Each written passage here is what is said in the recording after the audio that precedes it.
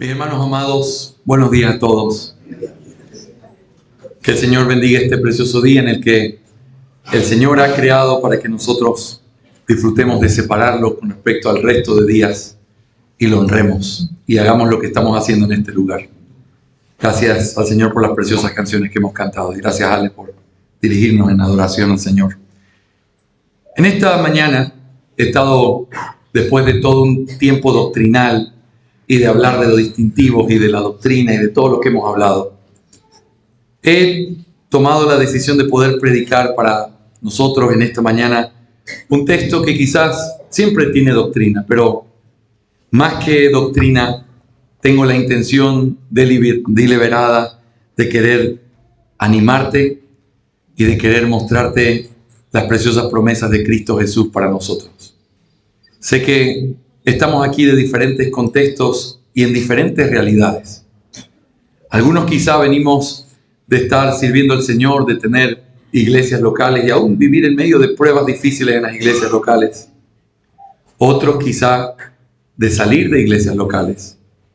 Otros viviendo circunstancias personales, familiares. Pero la bendita palabra y el bendito evangelio hace bien a cualquiera que sea nuestra situación. Por eso quiero deliberadamente poder poner la palabra de Dios delante de nosotros y que el Señor pueda animar nuestros corazones. Quiero invitarte a buscar un texto muy conocido en el cual quiero predicar en esta mañana. Juan capítulo 16, versículo 33. Juan 16, 33.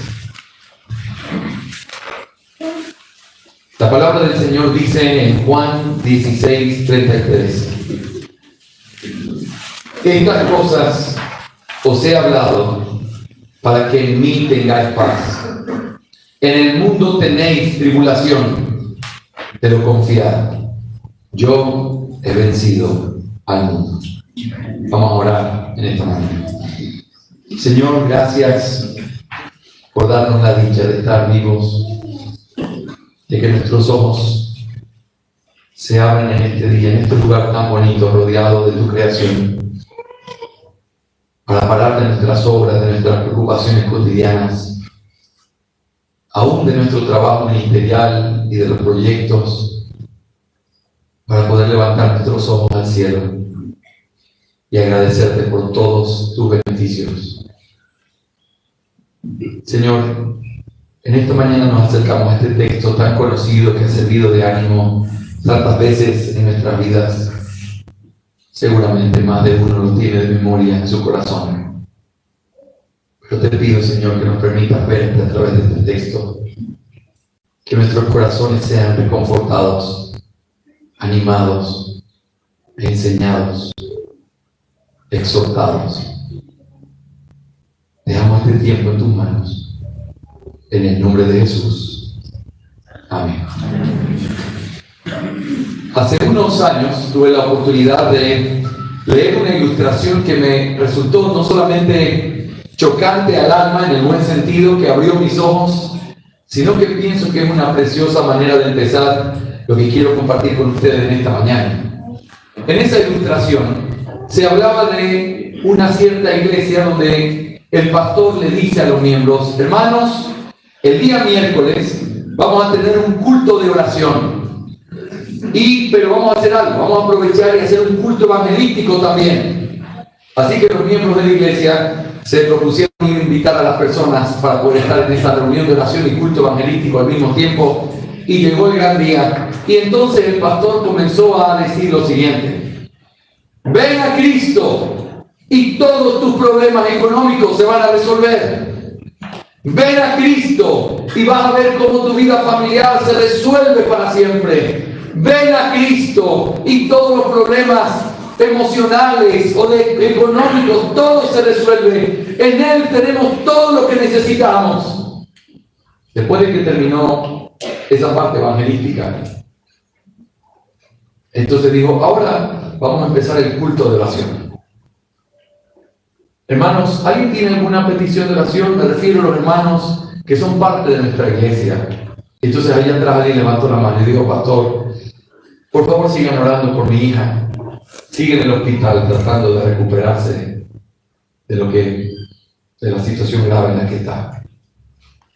En la otra parte de atrás levantó alguien y dijo, se levanta y comienza a llorar, pastor, esta tarde mi esposo me dejó, ¿pueden orar por mí?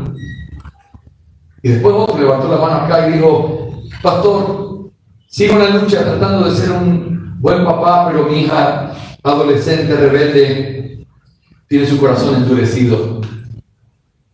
Y lo que decía el comentario de esa ilustración era, pareciera que se estaba hablando de dos evangelios diferentes en el culto evangelístico, supuestamente, y en la reunión de oración.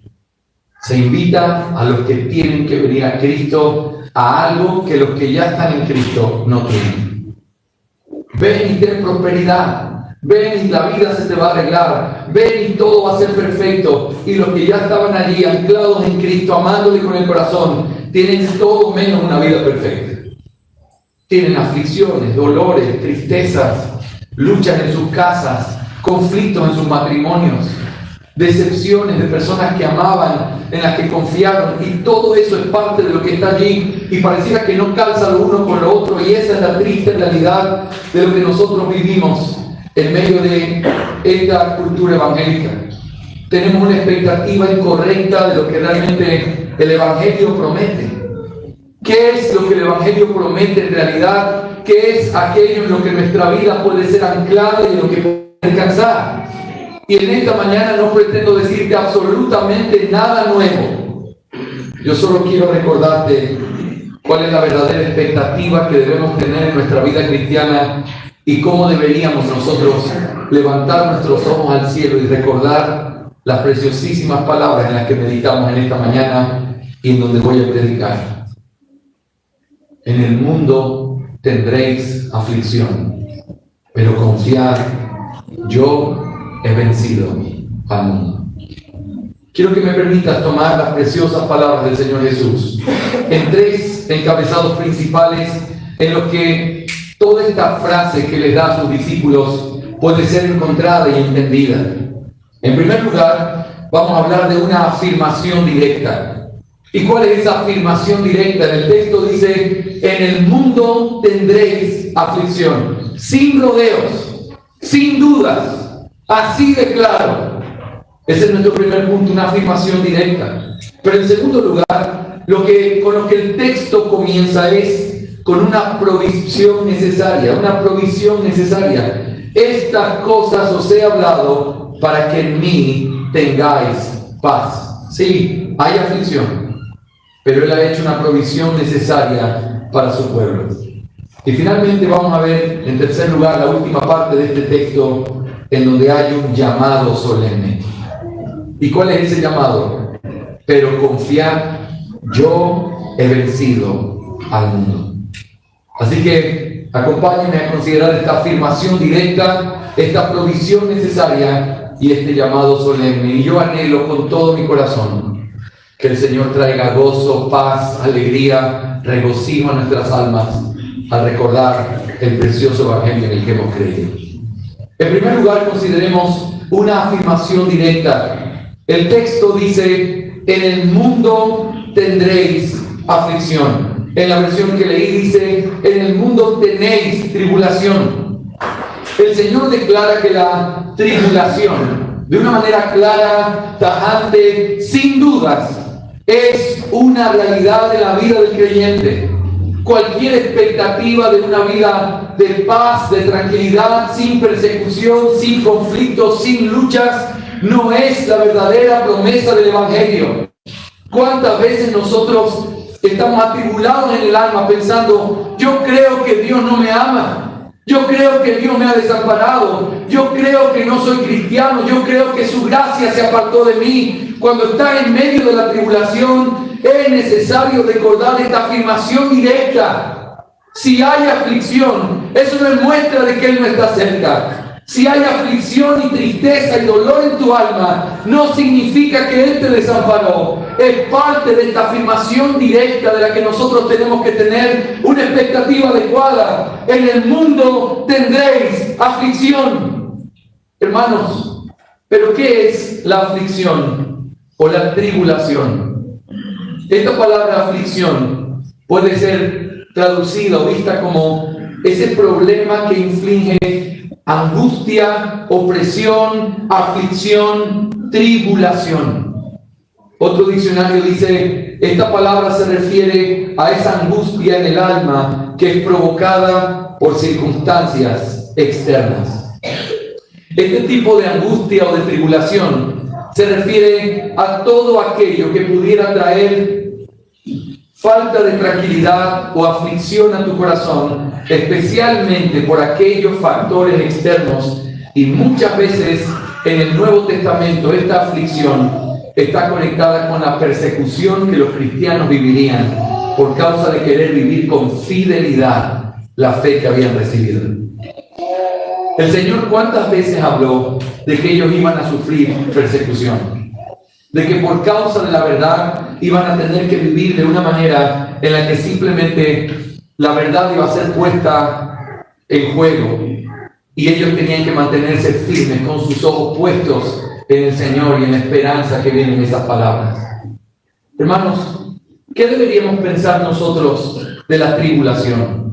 ¿Qué deberíamos pensar del dolor? Déjame preguntarte de una manera mucho más personal en esta mañana. ¿Qué deberías pensar de tu dolor? De la aflicción que tú estás padeciendo. Quizás eres un padre tratando de ser fiel al Señor en la crianza y te das cuenta que hay tribulación en tu casa. Las actitudes de tus hijos están comenzando a causar un dolor en tu alma que quizás está endureciendo tu corazón como un día el mío estaba endurecido. Diciendo, yo no voy a soportar este dolor, simplemente me voy a endurecer. Si me saluda de buenos días, que me salude. Y si no me saluda, no me importa. Pero no lo voy a esperar porque yo no voy a vivir en esa aflicción. Quizás tu corazón está endurecido y comenzando a endurecerse por la aflicción que tienes. Pero la pregunta que te hago es, ¿qué deberíamos pensar con respecto a la tribulación y a la aflicción que estás pasando? En Romanos capítulo 12, versículos 11 al 13 dice, no seáis perezosos en lo que requiere diligencia, fervientes en espíritu, sirviendo al Señor, gozándoos de la esperanza, perseverando en el sufrimiento.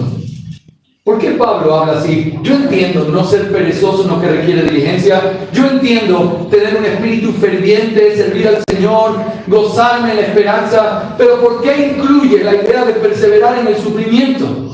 Porque es parte de la realidad que un creyente tiene que esperar en su vida cristiana.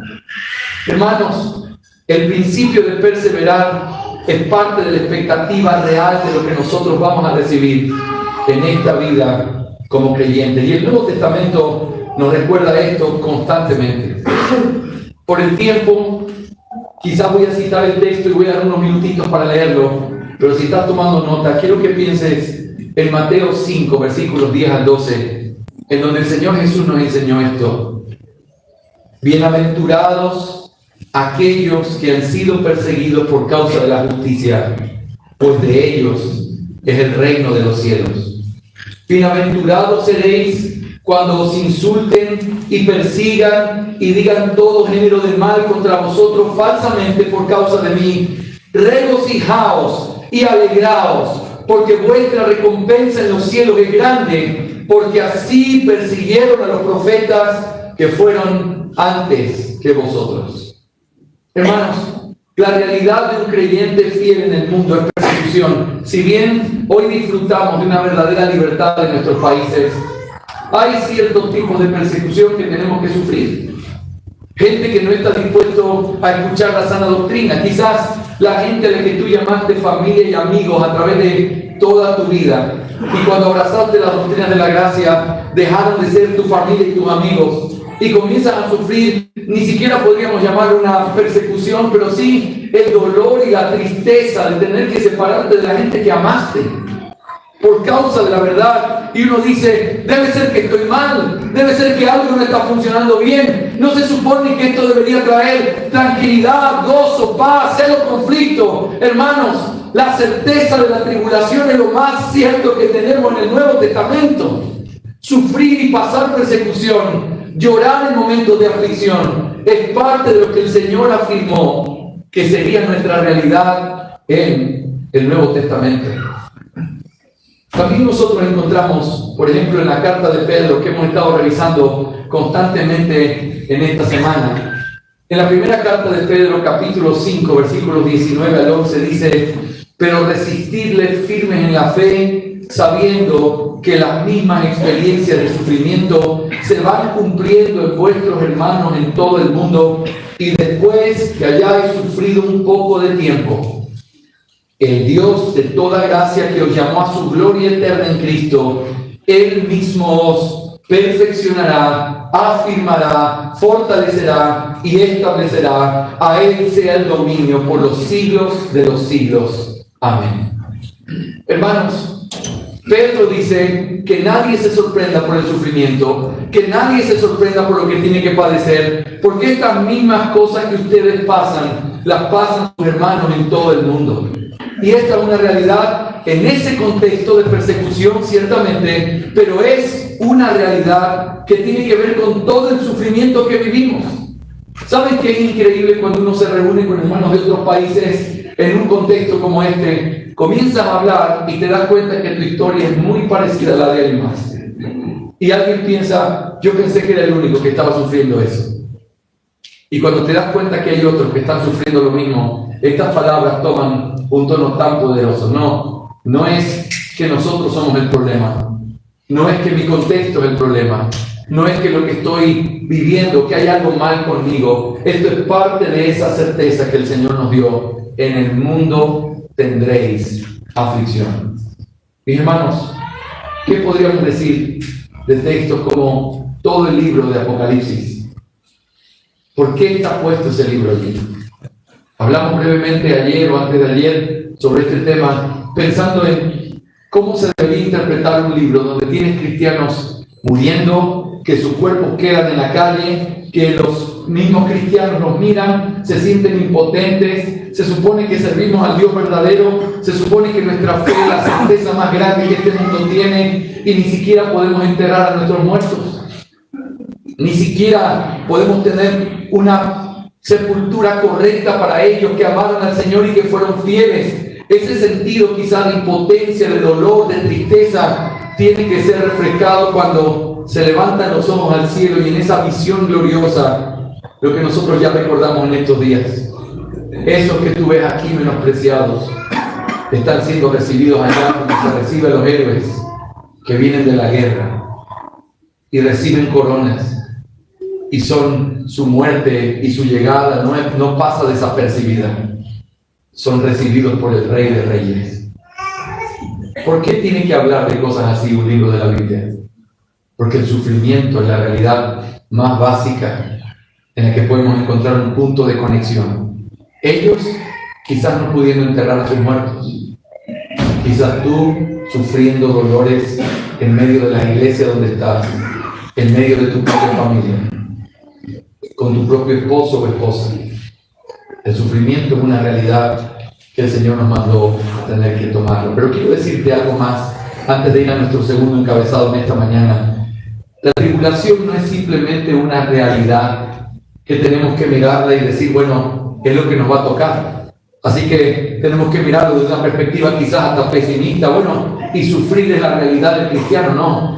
Me encanta cómo Pedro dice: a Él sea el dominio por los siglos de los siglos. Está hablando de persecución. Está hablando de que los hermanos sufren en todo el mundo. Está diciendo que tenemos que resistir. El escenario que pinta es completamente adverso. Luego dice: Él tiene el dominio. ¿Qué significa eso? Lo mismo que significa en todo el Nuevo Testamento. Que aquel que gobierna el cielo y la tierra, aquel cuya presencia está en todo lugar, y aquel que sus manos están sobre todo lo que los hombres hacen, Él tiene un dominio soberano que utiliza aún el sufrimiento que esta tierra nos puede dar, con la peor de sus intenciones, con la peor de sus maldades. Dios lo usa para el bien de su pueblo. Aunque el enemigo ruja y tenga deseo de destruir la iglesia, el Señor lo utiliza para propagar el evangelio hasta lo último de la tierra. ¿No fue así en el libro de Hechos? Y se desató una gran persecución. Y uno tiene que imaginarse al diablo rugiendo y gritando y tratando de hacer todo para destruir como una fiera salvaje. Y el Señor simplemente agarrando la soga y diciendo: ve para allá, yo te lo ordeno. Y en el momento en que Él hace lo que su furor y su odio quiere, se cumple perfectamente el plan bendito del Señor, de quien es el dominio por los siglos de los siglos. Hermanos, la tribulación y el dolor que nosotros tenemos que esperar en esta vida es parte de las herramientas que Dios utiliza para nuestra santificación. A veces uno piensa, ¿por qué este dolor? ¿Por qué esas noches tristes de insomnio, de mirar al techo y decir, Señor, si tú no haces algo, yo me muero? Le contaba a algunos hermanos en estos días, hemos hablado del gozo de ver a nuestra Nati conociendo al Señor y dando fruto y mandándome fotos de su devocional, pero mis hermanos amados, no siempre fue así. Y hubo días oscuros y noches bien largas, donde quizás de visita yo nos acostamos mirando hacia arriba, y aunque no podía escuchar lo que ella estaba pensando, ni ella lo que yo estaba pensando, la aflicción y la preocupación por nuestra hija era la misma. Y me acuerdo muchas veces decir, Señor, no importa si yo la amarrara, si la dejara en su cuarto para siempre, ella seguiría odiándote con toda su fuerza. Si tú no haces algo, yo no puedo hacer nada. Eso es la crianza. Pero ¿qué se podría decir en la situación de iglesia en la que estoy? O mi relación matrimonial. Y Dios te lleva muchas veces a que aún las personas amadas no puedan estar en los momentos que necesitas. ¿Cuántas veces he tenido que arrepentirme y dolerme porque cuando mi gente me necesitó, no pude estar en ese momento? Pero luego decirme, pero el Señor estuvo conmigo, pastor. Y aunque sí hubiera querido que usted estuviera, me hizo bien. Y me ayudó. Y el Señor dice que somos consolados para poder consolar a otros.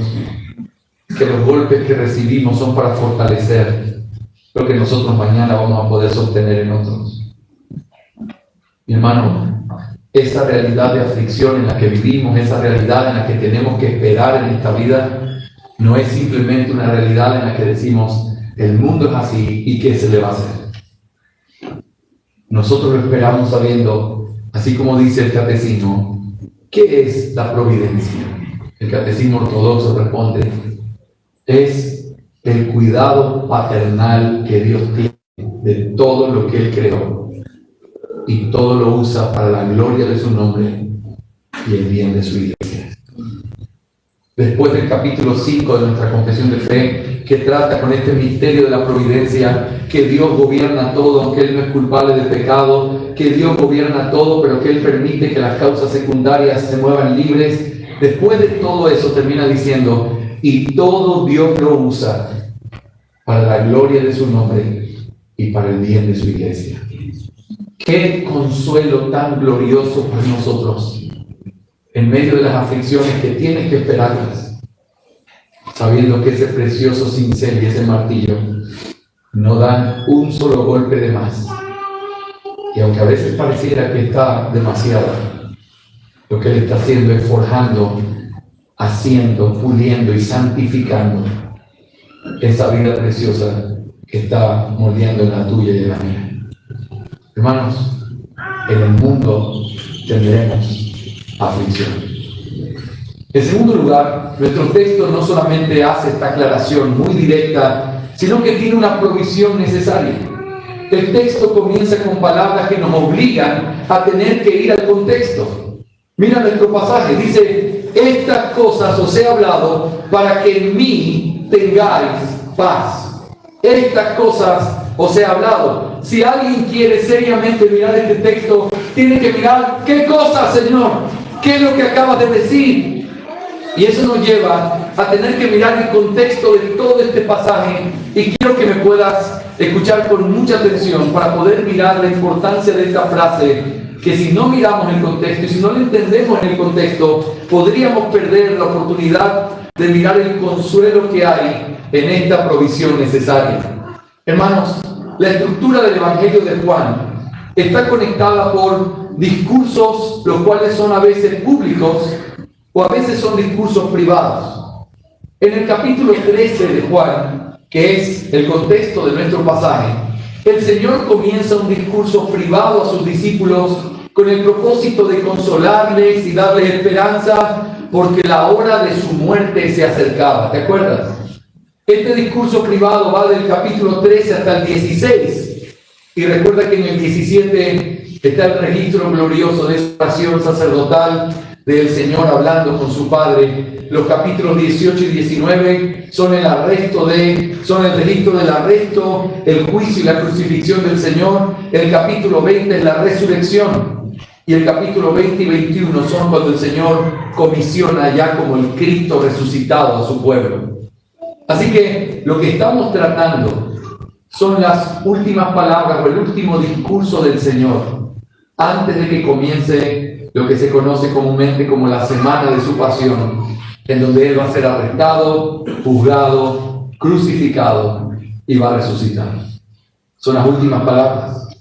Es de común acuerdo que lo que el Señor dice a sus discípulos en el capítulo 15 y 16 es muy probable que haya sido después de la última cena que tuvo con ellos, es decir, unas horas antes de morir. Así que el capítulo 16, que es la última parte del sermón de despedida, el Señor va a preparar a sus discípulos diciéndoles qué es lo que sucedería después de estos días que estaban viviendo, y luego Él comienza a animar sus corazones. La pregunta es, ¿qué les iba a suceder a ellos después de estos días? La respuesta que el contexto nos da en los versículos 1 al 6 del capítulo 16 es: y ustedes van a sufrir persecución. Los van a perseguir, van a buscarlos en la sinagoga y van a tener que huir y van a vivir momentos de mucha persecución. Es un discurso delicado, de esos discursos que tú no quieres oír, en donde el maestro se está despidiendo de sus discípulos, les está advirtiendo lo que vendrá, y en medio de todo ese sinsabor, ¿cómo persecución? ¿Cómo? ¿Vas a morir? ¿Cómo puede ser?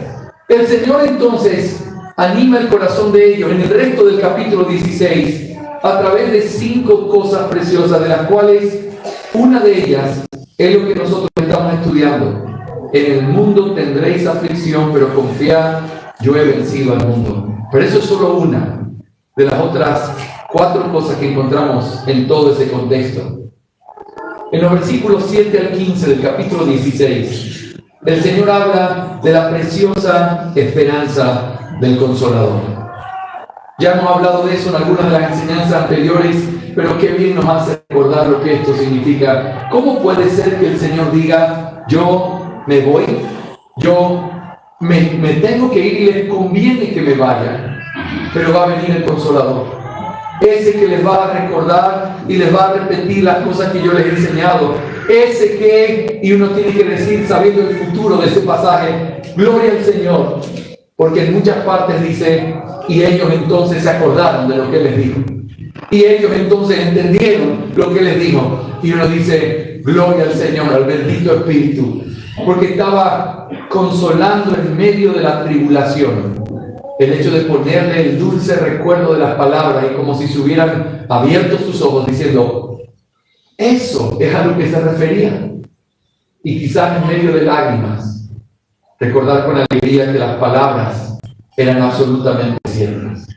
El Consolador es parte de la promesa gloriosa. Y yo les decía, hermanos, en el mundo hay aflicción, pero qué bendito recordatorio que aun cuando ni nuestros pastores están, aun cuando ni nuestros hermanos más cercanos están, aun cuando a veces ni siquiera mi esposa puede saber lo que estoy padeciendo, porque no quiero afectarla a ella, no quiero lastimarla, aun cuando no le puedo decir lo que tengo a mi esposo inconverso, porque él no podría entenderlo, el bendito Consolador está en medio de nosotros, recordándonos estas palabras de paz y poniendo el Evangelio delante de nosotros. Estas cosas os he dicho para que en mí tengáis paz. ¿Qué cosas, Señor? Acuérdate, el Consolador. Hay aflicción, es cierto, pero acuérdate, yo prometí al Consolador. No hay ningún lugar de la tierra a donde ese Consolador no pueda llegar.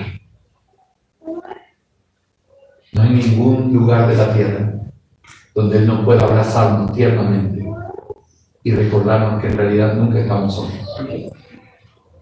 Pinta el escenario más difícil que tú quieres. La cama de un hospital donde tu familia tuvo que quedarse fuera, donde estás a punto de ser intervenido quirúrgicamente, donde las probabilidades de que pase algo son muy altas. No hay nadie. Pero si tú piensas bien, nunca estás solo. Qué consuelo tan grande para la iglesia, que es consciente absolutamente de que en el mundo hay aflicción. Saber que en realidad nunca estamos solos. A veces necesitas quedarte en silencio. A veces necesitas dejar de buscar a las personas todo el tiempo para poder contemplar a ese Consolador. Para que esas palabras dulces de que Él es nuestro pastor, de que nada nos faltará, se conviertan en una realidad tan experimental a través de su dulce compañía. No reemplaces su consuelo por consuelo humano. El consuelo humano es necesario, pero a veces Dios no permite que haya consuelo humano providencialmente. Y tú te puedes encender en molestia y en ira con mucha gente, pero cuando tú miras bien y piensas bien, el Señor ha hecho provisión por nosotros. Nunca estamos solos. Amén. En segundo lugar, el Señor también habla de la esperanza de que Él resucitaría. ¿Cuál era la tribulación? Los van a perseguir después de que me maten. Después de que hagan esto, los van a perseguir. Pero yo resucitaré. Yo resucitaré. Esto es parte del plan. Pero yo voy a volver a estar con ustedes, en medio de ustedes. Y no solo eso, sino que en los versículos 23 y 27 le dice una cosa más.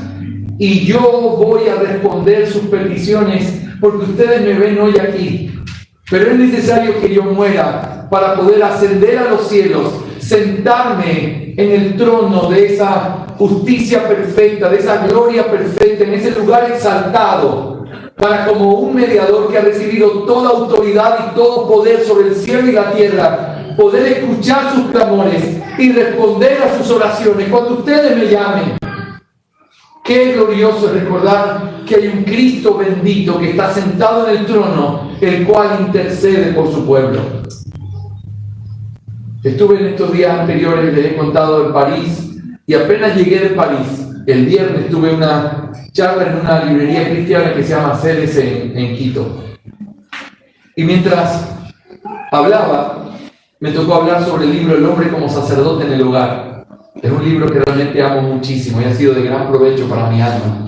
Y mientras hablábamos, yo ponía el estándar alto de lo que significa ser un hombre como sacerdote, y tiene que ser así, y tiene que orar por sus hijos, y tiene que buscar a sus hijos, y tiene que pastorear el corazón de su esposa. Y inevitablemente cuando tú escuchas algo así, comienzas a sentirte chiquito. Yo no puedo hacer eso, yo no tengo esa capacidad. ¿Cómo yo voy a soportar el peso que ellos tienen, los conflictos que ellos tienen? ¿Cómo voy a poder mantenerme firme si yo mismo soy débil? Y yo les recordaba algo que quiero recordarles a ustedes relacionado con esto. En una de las páginas del libro dice que cuando uno llega cansado, frustrado, para poder pedir por sus hijos, pedir por la salvación de sus hijos, pedir por ayuda para su esposa, y vienes agobiado con el peso de todas las cargas que están sobre tus hombros, porque tú eres el hombre que tiene que llevar esas cargas. Y cuando vienes cansado a poder ponerte de rodillas delante del trono de la gracia, pidiendo auxilio, te das cuenta que delante del trono de la gracia hay alguien que ya está orando por ti. Qué increíble escena. Nosotros tenemos un Dios bendito que no solamente hace todo para nuestro bien, sus oraciones y su intervención en nuestro favor es lo que nos sostiene en medio de todas las tribulaciones en las que nosotros podemos vivir. Hermanos, y esas oraciones son perfectas. Son siempre escuchadas por el Padre y son para nuestro bien. ¿Qué tenemos nosotros para ser amados de una manera así? Nada. Eso es gracia. Y ese es el Evangelio. No, el Señor no te promete que no va a haber conflictos, pero te promete que nunca vas a estar solo.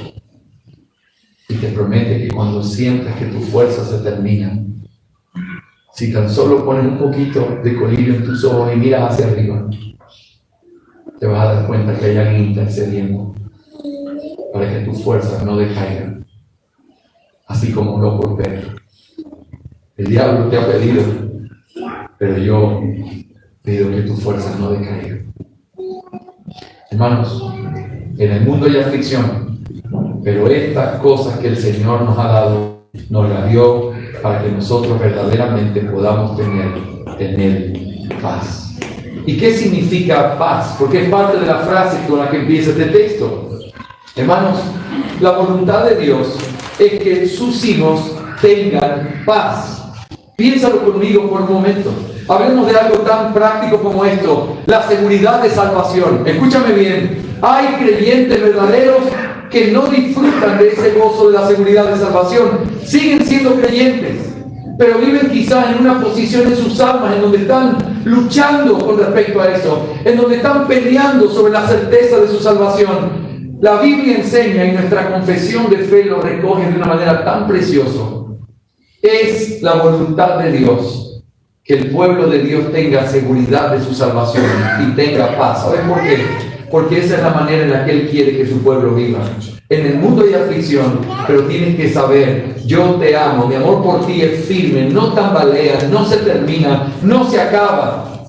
Y esa realidad maravillosa es la voluntad de Dios.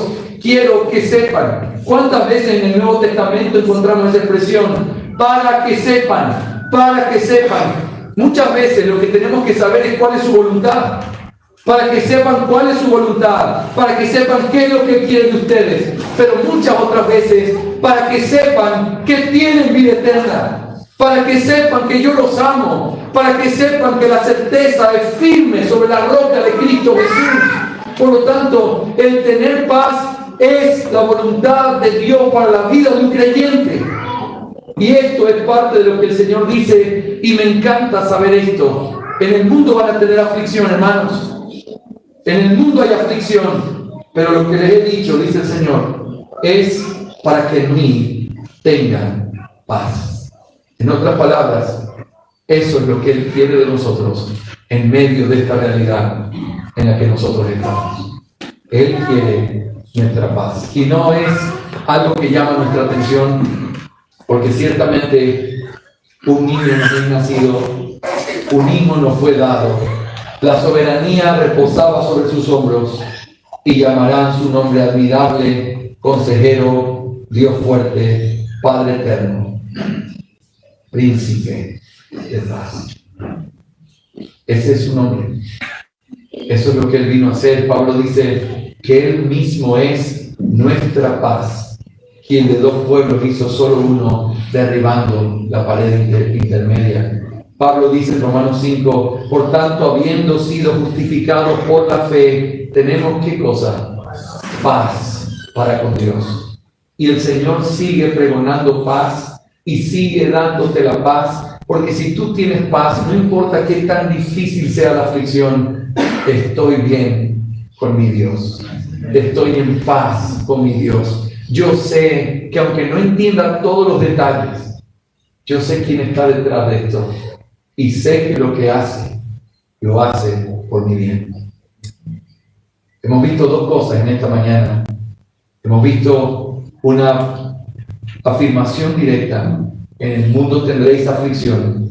Hemos visto una provisión necesaria. Estas cosas os he hablado para que en mí tengáis paz. Pero en tercer y último lugar, nosotros encontramos aquí un llamado solemne. Pero confiad, yo he vencido al mundo. La palabra que se usa aquí como confiar es una palabra muy interesante, porque significa esto: estar firme o estar resuelto ante el peligro o las circunstancias adversas. Estar firme o resuelto no en ignorancia, no porque no hay nada malo, no porque todo tiene una aparente paz, estar firme y resuelto en medio de circunstancias adversas. Me encanta ilustrar esto con la figura de un capitán en un barco en medio de una tormenta terrible. No sé si has tenido la oportunidad de estar en un barco. No te lo recomiendo. Hace unos años estuvimos en Galápagos con los niños y yo estaba sentado en ese barco yendo de una isla a otra y diciendo: Señor, si este es el fin de mi vida, perdóname. El apóstol Pablo sufría esto por predicar el evangelio y yo por querer ir a ver unos pingüinos. Qué difícil es estar en esto. Qué difícil es sentir cómo tu vida entera se mueve al son de esas olas. Y yo quiero que te imagines en medio de la tormenta más grande de todas, así como cuando uno ve que las olas comienzan a golpear y se mueven de un lado para otro, todo con violencia, y de pronto en medio de toda la algarabía y todos los gritos y la preocupación, escuchas una voz firme del capitán que dice: ¡adelante! ¡Levanten velas! ¡Vamos hacia adelante! Y entonces los marineros, mirando al capitán, adelante significa crucemos las olas de frente. Pero luego otro dice: pero él sabe lo que hace. Y entonces se ponen firmes, y aunque pareciera que ir hacia adelante implica ir hacia su destrucción, con valentía confían en las palabras de aquel que les dice: sigan hacia adelante. No es una dirección en medio de la tranquilidad, es una confianza en medio de la adversidad, en donde pones y anclas tu confianza en aquel que te está llamando. Hermanos, esta palabra aparece en diferentes lugares del Nuevo Testamento. Uno de los lugares que me conmueve profundamente es la noche que Pablo está en la prisión y el Señor se le aparece y le dice: ten ánimo, porque como has testificado fielmente en mi causa en Jerusalén, así también has de testificar en Roma. Esa expresión, ten ánimo, es la misma palabra griega, confiar. Pablo, este no es el final. Sí, tienen el poder para matarte, tienen el poder para destruirte, pero ese no es mi plan. Confía, ten ánimo, sigue adelante. El bendito Señor hoy nos hace un llamado solemne. El llamado solemne no es a resignar, porque si volvemos a la metáfora, la resignación significaría, en mi metáfora del barco y la tormenta: no hagamos nada, quedémonos quietos a ver a dónde nos lleva el agua. No, esa no es la manera de sobrevivir en un naufragio. Es pon firme las velas y mira hacia adelante y ve hacia la única esperanza posible en medio de esta crisis. La solución no es decir: esto es lo que me tocó, esta es la vida, así es como tiene que ser. El Señor te dice: en medio de la aflicción, confía, porque yo he vencido al mundo. ¿Qué es lo que Dios espera de ti en la condición en la que estás? No es que nos volvamos cínicos. Esta palabra es una palabra que en mi diccionario personal sonaba casi como insulto. Pero cuando aprendí su significado siendo pastor, me di cuenta que soy cínico muchas veces. Cínico es el que hace algo y dice algo, pero que en realidad no cree lo que está diciendo. Como, déjame darte un ejemplo básico. Vas a la calle y dices: voy a predicar, pero igual yo sé que nadie va a creer, porque la gente está materializada. Aquí hay feminismo, esto no va a funcionar, pero bueno, tengo que obedecer. ¿Qué se le va a hacer? La gran comisión es que ir a predicar. Y te paras y comienzas a hablar y él te dice: no me interesa. Está bien, ya sabía. Esa actitud nosotros la podemos tener en todas las áreas de nuestra vida, aún en la iglesia. Yo sé que ese hermano no va a cambiar. Vamos a intentarlo otra vez. Vamos a averiguar. No tengo nada de expectativas. Eso no es madurez. Eso no es realidad. Eso es cinismo. El Señor no te llama a ser cínico. El Señor no te llama a conformarte simplemente en las condiciones en las que estás y decir, bueno, yo sé que eso así, el cristiano sufre. Confía, confía. Levanta otra vez las velas. Vuelve a ponerte de pie. Vuelve a ponerte de rodillas en la noche y vuelve a clamar por lo que has clamado por tantos años. Y vuelve a creer. Confía. Yo he vencido al mundo. Mis hermanos, el evangelio que creemos es tan glorioso. Es un evangelio que transforma todo lo que somos. Aún nuestra manera no solo de pensar en eternidad, sino en la manera en la que vivo el ahora. Que todos los días de tu vida no sean la continuación de tu martirio, sino el deleite de abrir tus ojos y decir, Señor, no merezco esta vida tan preciosa. No porque no haya problema, no porque las cosas estén resueltas económicamente, ni siquiera porque sepa cómo le vamos a hacer de aquí a la semana que viene. Es porque lo que hoy tengo y la esperanza que tú me has dado hoy y las promesas que me has dado hoy son suficientes para vivir con alegría el día de hoy. Mis hermanos, confíen. Él venció al mundo. Y esa es la promesa del glorioso evangelio, el que hemos puesto nuestra vida, nuestra eternidad, nuestra confianza. Cristo Jesús es el mejor de los capitanes. Y si Él dice, levanta las velas y vuelve a intentarlo en la misma dirección en la que muchas veces fracasaste, vuelve a hacerlo. Porque quizás te sorprenda. Señor, hemos tirado la red toda la noche, pero en tu nombre lo volveré a hacer. Eso es confiar. Vamos a orar. Amado Señor, gracias por recordarnos la gloria del Evangelio. Lo que Cristo Jesús logró por nosotros. Aquello que realmente nosotros no merecíamos, no podíamos ganar, no podíamos hacer nada. Él lo logró a través de su vida perfecta y su muerte maldita en esa cruz. Y por causa de Él, y por causa de la salvación, hoy disfrutamos de esta vida en abundancia. Ayúdanos y enséñanos a confiar. Cualquiera que sea la condición que mis hermanos estén padeciendo en esta mañana, cualquiera que sea la realidad que les espera mañana al empezar sus vidas otra vez, que puedan levantar sus ojos al cielo y recordar las dulces promesas que nos has hecho. Si nos diste a tu Hijo, ¿cómo no nos darás juntamente con Él todas las cosas? Te amamos, Señor, pero ayúdanos a amarte más y que tu presencia y tu promesa eclipsen todos nuestros temores y que la certeza más grande de nuestras vidas sea tenerte a ti.